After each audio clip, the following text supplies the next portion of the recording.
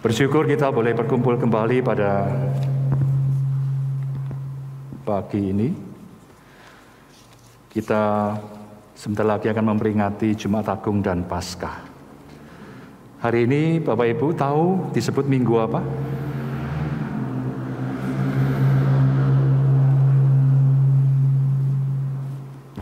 Ya, sudah lewat. Minggu apa? Palma. Kenapa disebut Minggu Palma? Ya, tadi di awal sudah lihatan ya videonya, kita sudah lihat bagaimana apa yang terjadi pada waktu itu ketika Yesus masuk ke kota Yerusalem. Kita bersama-sama merenungkan akan teks ini. Mari kita berdoa, semoga kita membaca dan merenungkannya.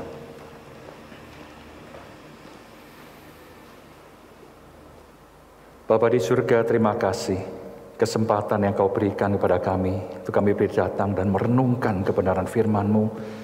Kami rindu ya Tuhan, bahwa kami bukan hanya sekedar belajar, tahu dalam otak pikiran kami. Tapi biarlah Tuhan firman-Mu boleh sungguh menolong kami, menyapa kami secara pribadi. Kami boleh mengalaminya dalam kehidupan kami. Tuhan tuntun dan sertai kami anak-anak-Mu. Sertai dalam perenungan kami akan kebenaran firman-Mu, hamba-Mu yang penuh dengan kelemahan ini. Tuhan yang urapi dan pakai bagi kemuliaan nama-Mu. Terima kasih Bapa. Di dalam nama-Mu Yesus Kristus kami berdoa. Amin. Saya mengajak kita bersama-sama kita membuka firman Tuhan dari Injil Matius pasal ke-21. Injil Matius pasal 21 ayat yang pertama sampai yang ke-11. Injil Matius pasal ke-21 ayat yang pertama sampai yang ke-11. Kita akan bacakan Matius 21 ayat yang pertama sampai yang ke-11. Ketika Yesus dan murid-muridnya telah dekat Yerusalem dan tiba di Betfage yang terletak di Bukit Zaitun, Yesus menyuruh 2 orang muridnya dengan pesan, "Pergilah ke kampung yang di depanmu itu, dan di situ kamu akan segera menemukan seekor keledai betina tertambat dan anaknya ada di dekatnya. Lepaskanlah keledai itu dan bawalah keduanya kepadaku. Dan jikalau ada orang yang menegur kamu, katakanlah, Tuhan memerlukannya. Ia akan segera mengembalikannya." Hal itu terjadi supaya genaplah firman yang disampaikan oleh Nabi. "Katakanlah kepada putri Sion, lihat, rajamu datang kepadamu. Ia lemah lembut dan mengendarai seekor keledai beban yang muda." Maka pergilah murid-murid itu dan berbuat seperti yang ditugaskan Yesus kepada mereka. Mereka membawa keledai betina itu bersama anaknya, lalu mengalasinya dengan pakaian mereka. Dan Yesus pun naik ke atasnya. Orang banyak yang sangat besar jumlahnya menghamparkan pakaiannya di jalan.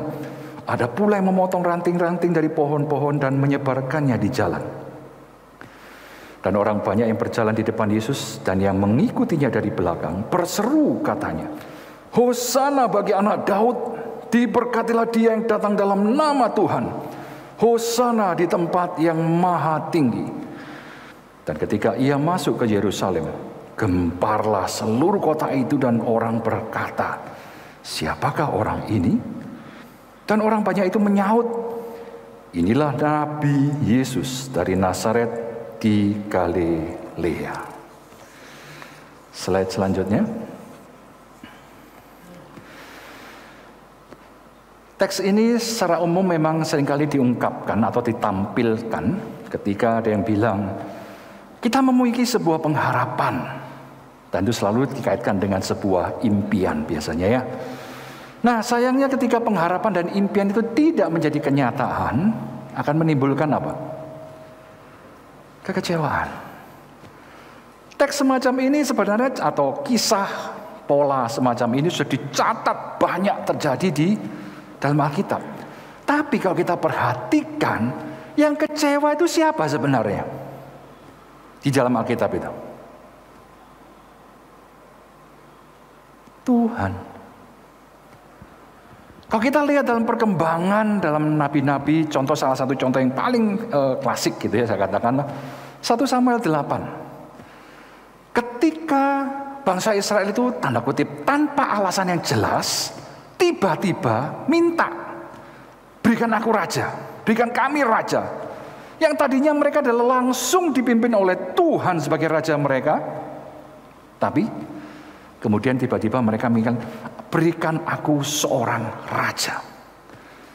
Sampai-sampai dalam teks yang sama, di pasal yang sama, ayat pasal 8, Samuel tuh gregetannya setengah mati. Wah, istilahnya gitu ya. Tapi Tuhan bilang apa? Kamu tenang aja. Yang ditolak mereka itu sebenarnya siapa sih?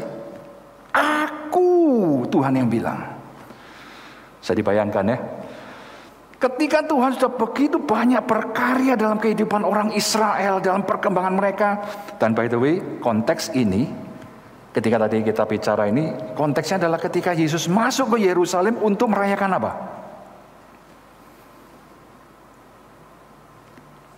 Halo? Nah, apa? Paskah. Yang didahului oleh perayaan roti tidak beragi.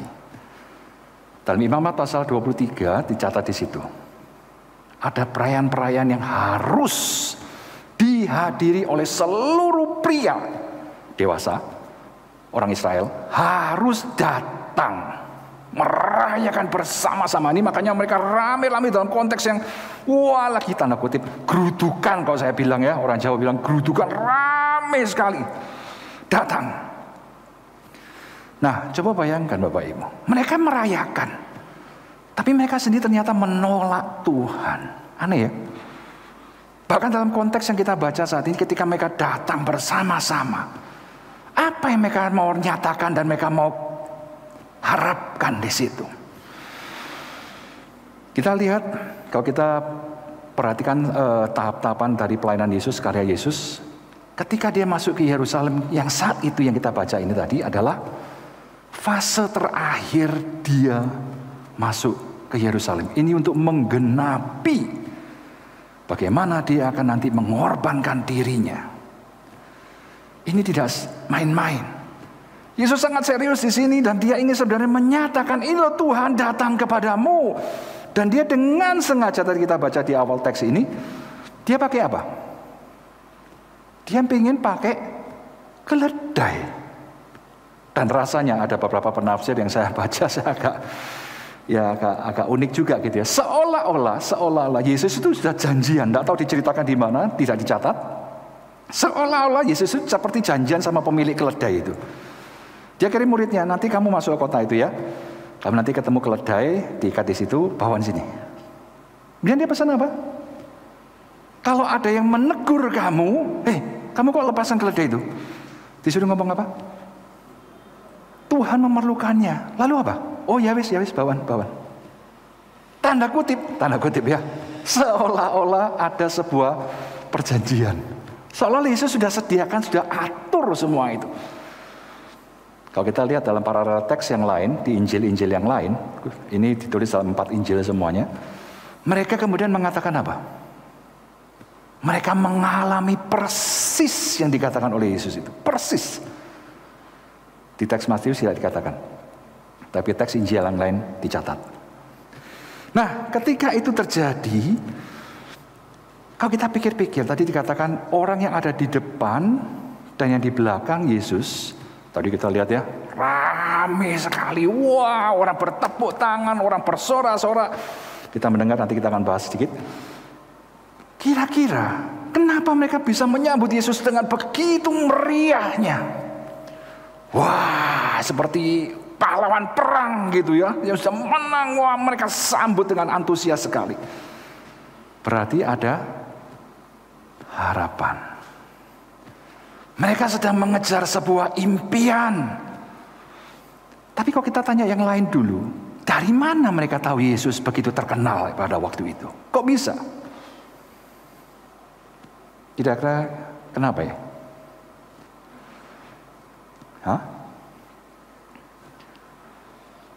Yesus banyak berkarya di mana? Di ayat terakhir tadi dikatakan dia adalah Nabi Yesus dari Nazaret di Galilea.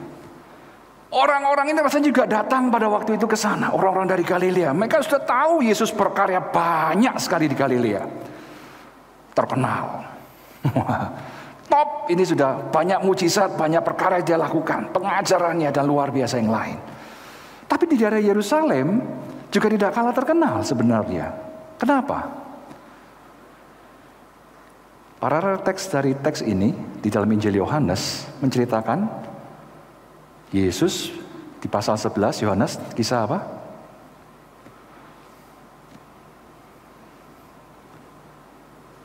Yohanes 11, kisah apa? Lazarus. Bukan Sakeus loh ya. Lazarus. Sakeus Lukas 19, kalau ini Yohanes 11. Membangkitkan Lazarus. Orang waktu itu melihat sendiri bagaimana orang sudah 4 hari sudah busuk sebenarnya itu bisa keluar. Wah. Orang-orang dicatat dalam situ, wah, mereka begitu luar biasa terpukau. Wah, edian tenan ini. Tidak ada yang pernah seperti ini. Mereka semua pada ikut Yesus. Sampai-sampai orang Farisi dan kelompoknya itu sampai bilang bahwa wah, Lazarus ini harus dibunuh ini. Ini celaka ini bagi kita. Sampai-sampai mereka ngomong begitu. Jadi Yesus itu sebenarnya terkenal sudah cukup lama. Tapi ternyata ada juga yang belum kenal Yesus, nanti kita akan lihat. Nah, coba di slide selanjutnya. Yang menarik di situ adalah ketika hal ini terjadi, tadi kita lihat itu ya, tadi tidak terdengar suaranya, slide selanjutnya. Ada satu kata yang kita seringkali nyanyikan juga, yaitu kata apa itu? Hosana. Saya coba cari-cari arti Hosana ini apa ya? Ternyata apa? Terdiri dari 2 kata, yaitu terdiri kata yang namanya Yasha dan Ana. Catat di situ ya. Yasa itu artinya menyelamatkan, seperti Yesus ini ya, dari kata Yasha, kata dasarnya Yeshua, dari kata Yasa, Yesaya juga sama. Menyelamatkan. Dan kata Ana yang berarti memohon atau bahkan dikatakan mengemis. Kalau digabungkan 2 kata ini, bisa dikatakan saya memohon dengan sangat, please save me. Tolong selamatkan saya. Secara harafiah kata ini berarti demikian. Slide selanjutnya. Jadi Hosana sebenarnya adalah sebuah pengakuan dan tapi juga sekaligus sebagai permohonan terhadap Yesus sebagai Mesias. Perhatikan kata-kata yang dikutip oleh yang disebutkan oleh orang-orang itu. Hosana bagi siapa? Ayat 9. Dilihat teksnya lagi. Hosana bagi siapa? Anak Daud. Mereka sudah betul tanda kutip mengalihkan itu atau mengaitkan itu dengan Mesias. Mereka tahu berarti kondisi mereka. Aku perlu pertolongan. Aku perlu ini dalam kondisiku seperti ini. Ya. Tapi apa yang mereka bayangkan? Pertolongan yang apa yang mereka bayangkan? Sayangnya mereka sedang mengharapkan apa? Yesus begitu terkenal, Yesus begitu superior, bisa melakukan hal-hal supranatural, luar biasa. Ini siapa lagi? Selama ini ada beberapa pemimpin-pemimpin yang berusaha untuk memberontak terhadap penjajah Romawi. Tidak berhasil. Begitu pemimpinnya disikat, des, hilang, bubar. Wah sudah, tidak bisa lagi. Tapi yang ini rasanya kok lebih dari sebelum-sebelumnya ya. Dia bisa bangkitkan orang dari kematian. Wih, sopo mana sing iso ini yo? Tanda kutip kalau orang bilang di sini saat ini apa? Swakti Pol. Mereka hanya melihat sisi itu dan mereka punya pengharapan apa? Inilah saatnya kita akan merdeka. Kapan lagi? Kita punya seorang pemimpin yang begitu luar biasa. Kita sambut dia dengan satu ucapan, dengan satu permohonan, dengan satu pengakuan. Hosana, tolong selamatkan aku. Salah nggak? Salah nggak? Secara prinsip alamatnya betul, Mesias. Dan mereka sedang menantikan, tadi kita yang tadi baca, kutipan yang dikatakan digenapi oleh ucapan Nabi dari Nabi Zakaria. Tapi Yesus sebenarnya tahu, dia memang sedang dalam misi pendamaian itu, betul. Tapi bukan masalah cuma pendamaian secara luar, hanya secara fisik, secara politik. Dia melihat yang lebih besar daripada itu. Sebenarnya ini yang dikatakan oleh firman Tuhan berulang kali dari perjanjian lama, bahwa Tuhan itu sebenarnya ingin mendamaikan umatnya kembali dengan dirinya. Bolak-balik Tuhan sudah menegur mereka, mengatakan pada mereka. Di awal ibadah tadi Pak Roni sudah menyebutkan beberapa teks dari Mazmur yang mengatakan bahwa apa? Tuhan adalah Raja. Tapi apa yang mereka bayangkan sebagai Raja?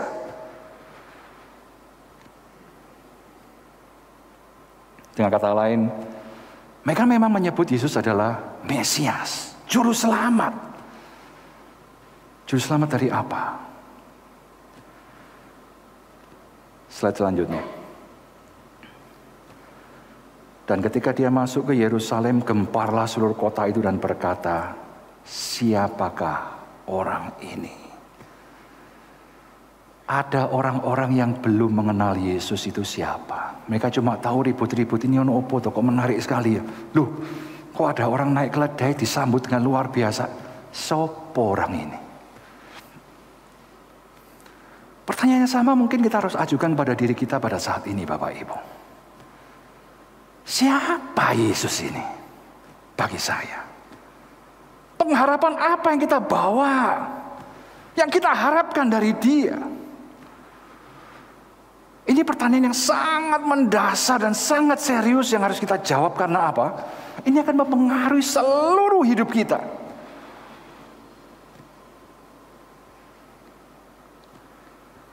Kalau kita lihat dalam teks ini, jawaban apa yang mereka terima? Satu sisi ada yang tanya, satu sisi ada yang jawab. Jawabnya apa? Inilah Nabi. Perhatikan baik-baik. Nabi Yesus. Mereka tahu Yesus sebatas Nabi. Mereka tidak mengakui Yesus lebih dari itu. Mereka menghormati, iya. Mereka berseru kepadanya, iya. Tapi mereka hanya membatasi Yesus pada hanya itu saja. Coba kalau kita lihat, apa yang kita ketahui tentang Yesus kalau begitu? Secara pribadi pada saat ini. Saya kasih contoh seperti ini Bapak Ibu. Slide selanjutnya. Dalam kehidupan kita, ini masa-masa pandemi gini ya, kita diminta untuk ibadah dulu waktu pandemi lagi jos-josnya gitu, lagi tinggi-tingginya, penularannya sangat tinggi. Kita diminta untuk ibadah di rumah. Tapi juga kita tetap melakukan pekerjaan kita, bukan? Permisi tanya, apakah kita juga membagi kehidupan kita itu seolah-olah kalau masalah berdoa, baca firman, pelayanan, ibadah di gereja, oh itu rohani, itu rohani. Rohani. Itu urusannya sama Tuhan langsung. Terlepas dari itu, sakarepku, begitu. Kita seringkali membaginya demikian, bukan? Sadar atau tidak sadar kita melakukan hal ini. Dari seolah-olah, kalau urusannya sama rohani, yo aku be Tuhan itu rojo. Lucu ya. Tapi begitu keluar dari situ, sekutu rojo mana? Padahal kita selalu ngomong dia rajaku. Sadarkah kita akan hal ini? Ketika kita melakukan hal seperti ini, saya tidak heran kenapa kita masih terus bergumul dengan dosa-dosa kita. Karena apa?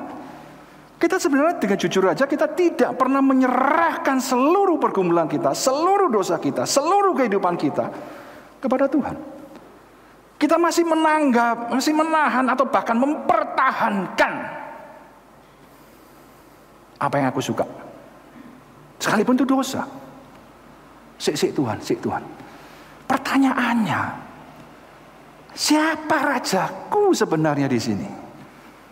Kalau kita bisa mengendalikan Tuhan, kalau misalnya begitu pandangan kita, raja ini siapa ya Jani? Siapa raja sebenarnya? Diri saya bukan? Ketika kita bisa merasa dan ngomong, ini banyak pengaruh dari sekitar kita yang mengajarkan kita demikian.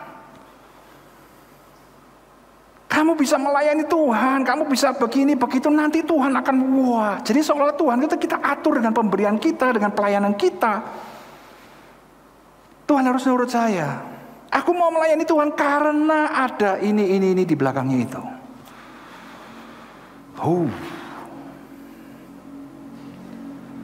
Sehingga kalimat pertanyaan ini sangat serius bagi kita. Karena apa? Inilah yang mengendalikan pikiran dan tindakan kita secara keseluruhan.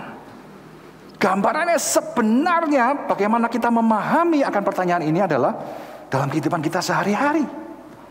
Siapa rajamu? Siapa yang kamu turuti? Apakah betul Yesus itu ada dalam hidupmu dan menguasai dirimu sepenuhnya?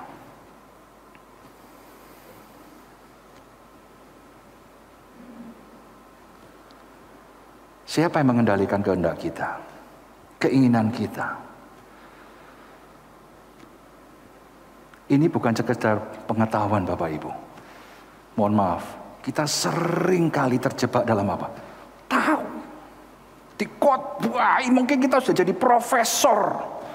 Kuliah itu 4 lebih nilainya, 6 mungkin ya. A punjul istilahnya gitu ya, bukan A plus lagi, A lebih. Bush. Tahu semuanya, tahu. Tapi kita tidak pernah mengalami, menundukkan diri di dalam firman itu. Saya masih ingat ketika dosen saya dulu pernah cerita waktu di kelas ya. Dia udah selesai di sekolah saya, waktu itu kan memang sekolah swasta yang belum diakui secara akreditasi begitu oleh pemerintah setempat di sana. Jadi dia harus mengulang kuliah itu dari nol di Heidelberg.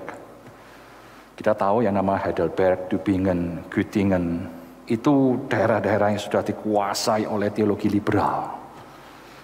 Profesornya itu tidak main-main.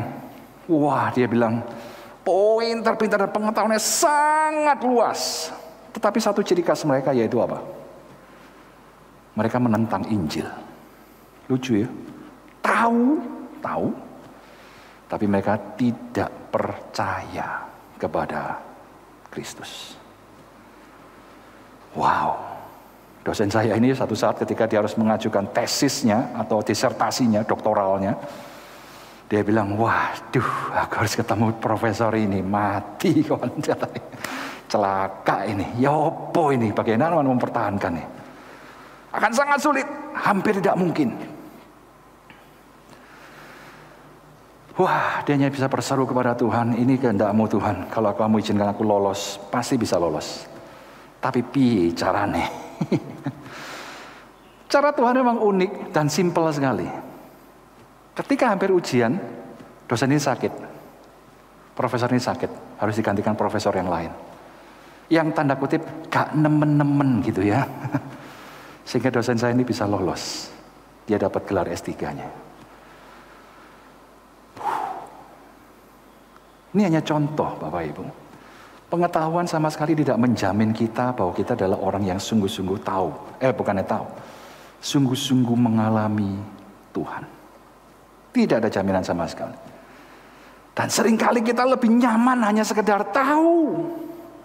Tapi kita tidak pernah mengalami, menjalani kebenaran Tuhan dalam kehidupan kita.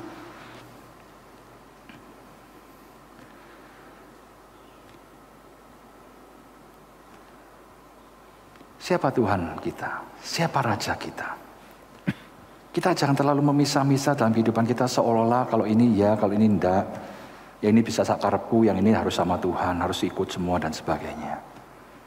Tuhan tidak pernah mengajarkan kita seperti itu. Yang dikatakan Raja berarti apa? Dia berkuasa sepenuhnya. Lucu bukan kalau raja kita bisa tolak, kita bisa atur, kita bisa lawan dan sebagainya. Ini raja apa bukan ya? Jadi raja sebenarnya sopo gitu loh.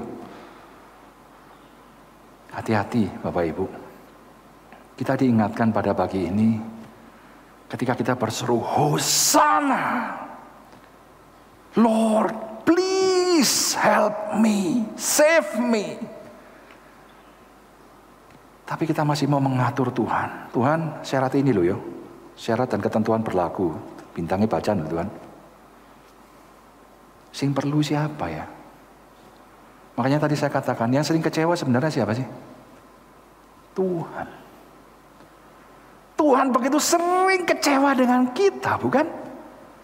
Kalau kita melihat bagaimana Tuhan menciptakan manusia dengan begitu luar biasanya, begitu sangat indahnya, sangat baik adanya, tapi hancur. Tuhan menciptakan manusia dalam kondisi yang begitu sempurna, bisa milih, kamu mau taat atau berontak.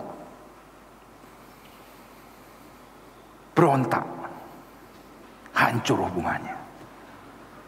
Tapi Tuhan ternyata tidak tinggal diam dan Dia ingin memulihkan kembali hubungan itu. Kembali dipadakan, ditaruh di tempat yang sama lagi. Kamu sekarang bebas lagi. Kamu bisa pilih yang mana. Belajar dari pengalaman sebelumnya, sebaiknya kita pilih apa? Kita masih diberikan kesempatan loh, milih. Disinilah uniknya kasih Tuhan itu. Tapi kalau kita tahu, kita orang yang tahu etika, tahu berterima kasih, sadari betul-betul apa karya Tuhan dalam kehidupan kita. Hari Jumat mendatang kita akan memperingati yang namanya Jumat Agung. Pengorbanan yang luar biasa. Kita akan membahas tentang tetelestai. Sudah genap.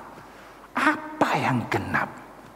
Dan apa yang bisa dicapai? Dan apa dampaknya bagi kita? Ketika kita kembali kepada titik seperti Adam sebelum jatuh dalam dosa. Kamu diselamatkan dan kamu diberikan pilihan kembali oleh Tuhan. Kamu bebas. Pilih yang mana? Taat atau berontak?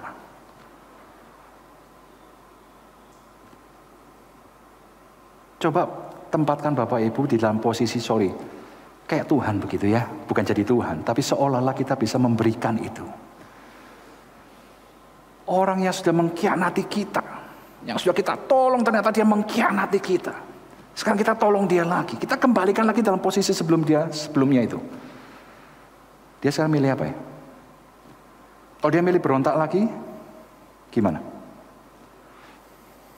Kira-kira Bapak Ibu akan melakukan apa terhadap orang ini? Rasa ya. Kalau itu kita balik, kita bilang, wah binasakan saja orang ini. Balik saja posisinya.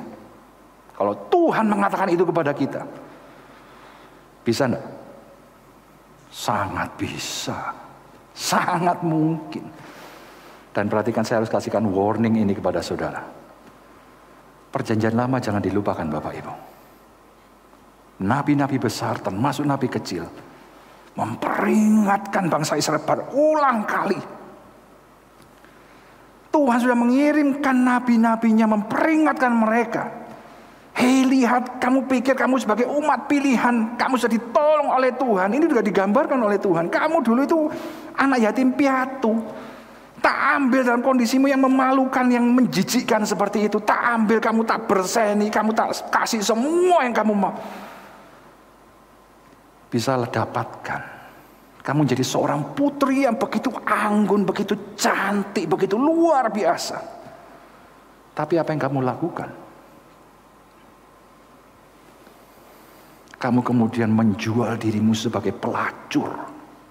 Kata-kata itu keras dan kasar. Tapi itu ditampilkan oleh Tuhan kepada bangsa Israel. Ini loh kondisimu. Dan kamu pikir, tidak apa-apa. Oh, dalam sejarahnya kita tahu bangsa Israel habis. habis. Benar-benar Tuhan membuang mereka. Tuhan mempermalukan mereka. Ngeri, saudara, kalau kita baca kisah-kisah itu. Ini sangat serius. Dan bukan berarti ketika Tuhan Yesus sudah datang dan mengampuni kita, kemudian kita bisa bermain-main dalam dosa seenak kita. Prinsip kebenaran dan keadilan Tuhan sama. Kalau kita tidak mau menempatkan dia jadi Tuhan atau Raja, tidak apa-apa. Tuhan kasih kita kebebasan, tidak apa-apa. Tapi tanggungan resikonya sendiri. Dan betapa bodohnya kita. Kalau kita sudah dapatkan jawaban itu, kesempatan itu, tapi kita buang dengan sengaja, kita mau hidup dalam kematian, monggo. Betapa bodohnya kita. Mari kita hidup dan sungguh-sungguh bersyukur pada Tuhan. Karena sebenarnya kalau kita perhatikan dengan sungguh-sungguh, ada kemungkinan apa kamu bisa hidup tanpa Tuhan? Tidak ada. Sama sekali tidak ada. Dan Tuhan sekarang memberikan pengharapan sejati dalam Kristus. Kami masih tidak mau ambil. Pikirkan baik-baik. Ketika kita tapi sudah masuk dalam jalan kehidupan itu, ingat, tetaplah di sana. Yesus mengatakan, akulah jalan dan kebenaran dan hidup. Jalanlah terus di sana. Itulah jalan yang menuju kepada kehidupan kekal. Kalau kamu mau menceng sana, menceng sini. Persis yang digambarkan Nabi Yesaya, bukan? Tuhan itu mau mengumpulkan mereka seperti anak induk ayam. Tapi lari sana, lari sini. Oh iya.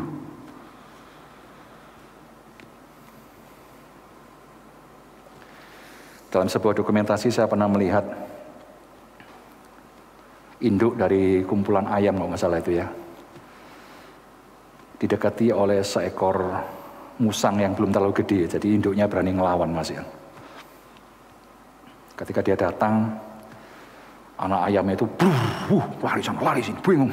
Mama yo bingung, mau menyelamatkan anaknya dibawa ke kumpulan. Anaknya lari sana, lari sini karena begitu paniknya. Yang diincar oleh musang ya itu. Beberapa kena. Tapi beberapa selamat karena apa? Mamanya berjuang dengan berani mempertaruhkan dirinya. Akhirnya musang itu lari. Setelah dapat beberapa ekor yang tadi bandel-bandel itu. Gambarnya simple, tapi inilah keadaan kita. Tuhan sudah memperkenalkan, memberikan, menyatakan kepada kita. Mazmur 23, begitu sering kita baca ketika kita kesulitan, bukan? Tuhan adalah gembalaku, takkan kekurangan aku. Ia membaringkan aku di padang yang berumput hijau, membawa aku ke air yang tenang, menyegarkan jiwaku. Catatannya apa? Kalau aku mau dipimpin olehnya, bukan? Kita cuma baca itu, tetapi kita tidak pernah datang kepada Tuhan, tidak pernah berseru kepada Tuhan, berserah kepadanya. Kita mau bandel dengan cara kita sendiri. Terus mau kemana? Apakah dia gembala kita? Aneh bukan? Mari kita sadari kondisi kita masing-masing. Dan saya bahkan mengajak Bapak Ibu, lihat saudara-saudara kita saat ini sedang memasuki bulan yang suci bagi mereka ini. Mereka berseru apa kepada Tuhan?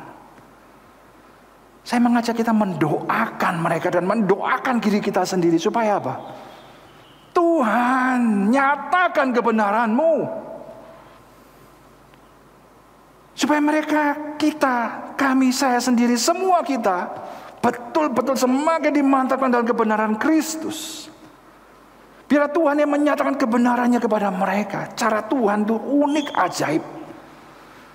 Dan melalui doa-doa ini saya sudah sering mendengar banyak orang-orang yang akhirnya tercelik. Bahkan ada satu tokoh terkenal masuk dalam berita ya, media sosial. Dia melihat Yesus di mana? Di atas Ka'bah. Dia dulunya Kristen, masuk sampai ikut ke sana.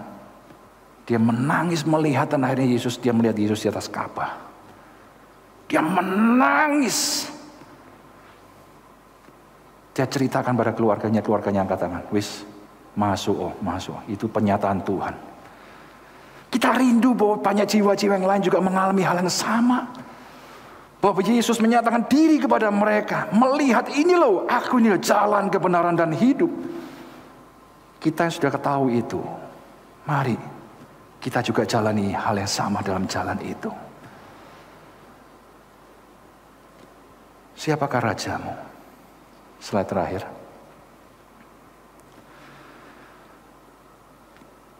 Jangan cuma tahu, jangan cuma teori. Undang dia secara pribadi dalam hatimu. Ini sangat perlu, sangat penting, dan menentukan masa depan hidupmu. Mari kita berdoa.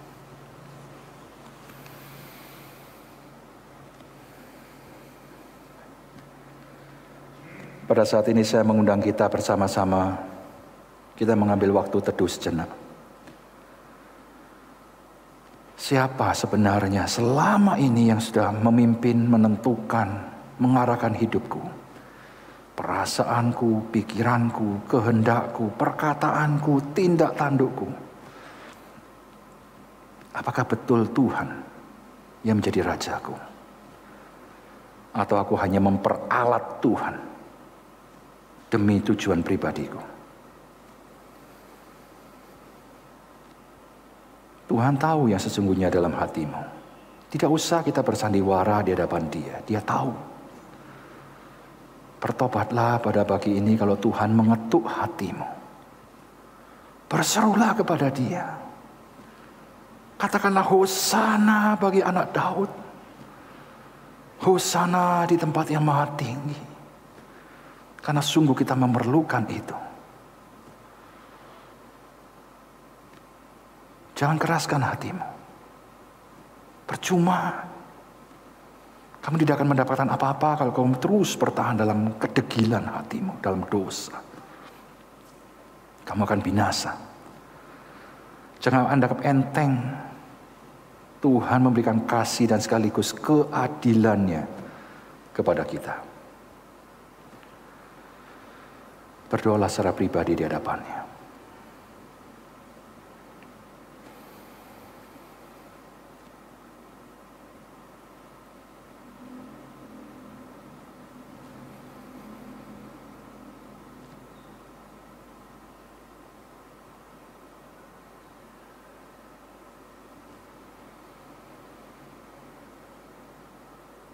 Kami berseru, hosana Tuhan, hosana.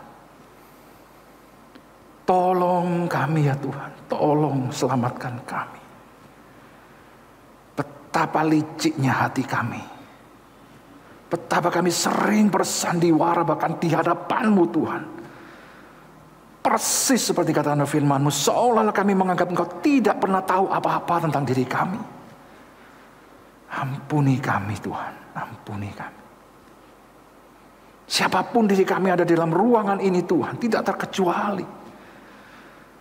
Kami sudah begitu banyak melanggar Engkau dan tidak menempatkan Engkau sebagai Tuhan dan Raja dalam kehidupan kami. Dengan berbagai dalih, dengan berbagai alasan atau apapun. Tapi kami bersyukur ya Tuhan. Engkau yang sangat tahu dalam kondisi kami. Engkau tidak melepaskan kami. Dalam kasih-Mu Tuhan, Kau kembali mengingatkan kami. Itu kami boleh datang kepadamu. Tuhan, kami rindu ini bukan cuma sekedar pengetahuan. Tapi sungguh-sungguh Tuhan, kasih-Mu itu mengubahkan hidup kami. Kami alami dan kami sungguh diubahkan dari hati yang terdalam. Seperti firman-Mu katakan, memberikan hati yang sungguh taat akan kepadamu. Tembus hati kami ya Tuhan. Tembus hati pikiran kami. Dengan kebenaran-Mu, dengan kasih-Mu. Tuntun kami dalam jalan-Mu yaitu Engkau sendiri ya Yesus. Sertai kami. Peliharakan kami. Terima kasih. Kami serahkan semuanya dalam tangan kuasa-Mu. Tuhan, Kau terus berkarya dalam kehidupan kami. Demi nama Putra Tunggalmu Yesus Kristus kami berdoa. Amin.